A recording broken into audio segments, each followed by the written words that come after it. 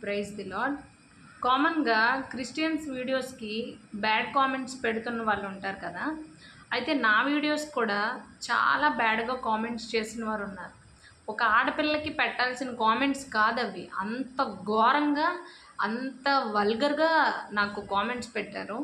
అయితే నేను ఈ కామెంట్స్ కోసం ప్రార్థన చేస్తున్నాను. ప్రభువా ఏంటి, నేనేమైనా బాడీ షో చేశానా? లేకపోతే డాన్సెస్ చేశానా? ఏమైనా వల్గర్ వీడియోస్ చేశానా?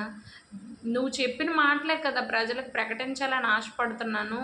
వాళ్ళు మంచిగా రియాక్ట్ అవ్వకపోయినా పర్వాలేదు గానీ, ఇంత బ్యాడ్‌గా కామెంట్స్ చేస్తున్నారేంటి ప్రభు అని చెప్పి అలా బాధపడుతూ ప్రార్థన చేసుకుంటున్నాననమాట. నా అనుదిన బైబిల్ జ్ఞానంలో మత్తయి శుభవార్త నేను చదువుతున్నాను. అందులో సమాజ మందిరంలో యేసుక్రీస్తు వారు వాక్యం చెప్తూ ఉండగా శాస్త్రులు, పరిసయ్యులు, సర్దుకయ్యులు, అప్పటి కాలంలో జ్ఞానం కలిగిన వారందరూ కూడా యేసయ్య ఎక్కడ ప్రసంగించినా వెళ్ళి అక్కడ వినేవారట. ఎందుకు? బాగుపడిపోవడానికి కాదు.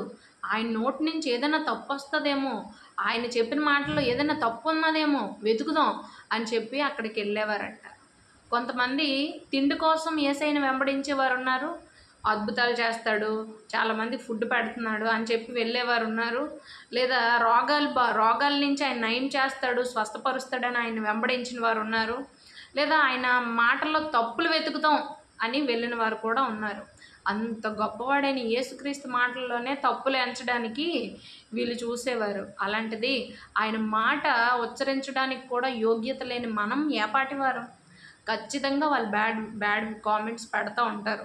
అలా వాళ్ళు పెడుతున్నారని అక్కడే మనం ఆగిపోకూడదు. మన దేవుడు నమ్మదగినవాడు. మన పక్షాన ఆయన స్టాండ్స్ తీసుకుంటాడు. తగిన సమయమందు వాళ్ళకి శిక్ష వేస్తాడు.